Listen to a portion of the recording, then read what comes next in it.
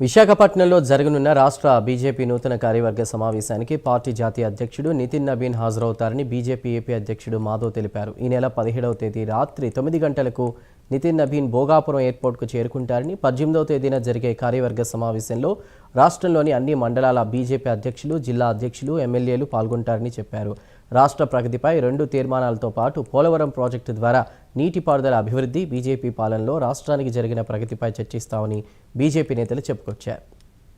47 సంవత్సరాలు కలిగిన ఒక యువకుడు 5 సార్లు అప్రతిహతంగా అత్యధిక మెజార్టీతో గెలిచిన నాయకుడు, అలాగే భారతీయ జనతా యువ మోర్చా జాతీయ ప్రధాన కార్యదర్శిగా అనేక రాష్ట్రాలకి ప్రభారీగా పనిచేసి బీహార్లో భారతీయ జనతా పార్టీ అధికారంలో రావడానికి ముఖ్య కారణమైన వ్యక్తి నితిన్ నవీన్ గారు జాతీయ అధ్యక్షుడిగా బాధ్యతలు స్వీకరించిన తర్వాత మొదటిసారి విశాఖపట్నం వస్తున్నారు.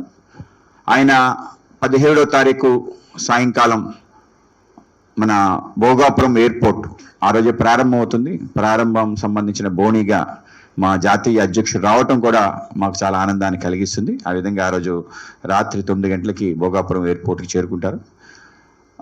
18వ తారీఖు మేము ఆంధ్రప్రదేశ్ భారతీయ జనతా పార్టీ నూతన కార్యవర్గ సంబంధించి విస్తృత స్థాయి కార్యవర్గ సమావేశం సరిపెడుతున్నాం.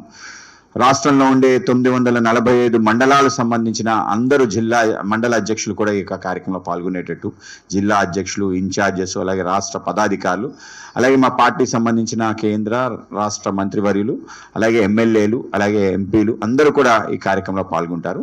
ఆ విధంగా పెద్ద ఎత్తున ఈ కార్యక్రమం నిర్వహిస్తున్నాం. అసలు వైఎస్ఆర్సీపీకి ప్రజలు ఎందుకు ఓటేయాలి? ఓటేసి అప్పుడు కూడా ఆయనకి ఏదైతే ప్రతిపక్ష హోదా కనుక రాకపోతే మళ్ళీ ఆ ఓట్లన్నీ కూడా వేస్ట్ అయిపోతాయి.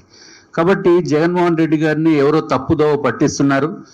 తప్పనిసరిగా ఇందాక మాధవ్ గారు చెప్పినట్టుగా ఏదైతే ఆయనకి రావాల్సిన టైంతో పాటు మేము 8 మంది ఎమ్మెల్యేస్ ఉన్నాం, మా టైం కూడా కాస్త వారికి కూడా ఇచ్చి వారికి ఎక్కడా కూడా ఇబ్బంది లేకుండా వారు కావలసిన టైం వచ్చేటట్టుగా మా ప్రయత్నం కూడా చేస్తాము. గౌరవ ముఖ్యమంత్రి గారు అట్లాగే స్పీకర్ గారు తప్పనిసరిగా ఎవరన్నా ఒక ప్రతిపక్ష నేత ప్రతిపక్ష హోదా లేనప్పటికీ కూడా ప్రతిపక్షంలో ఉన్న వారికి అత్యంత సమయము ఇచ్చే పరిస్థితి ఉంది.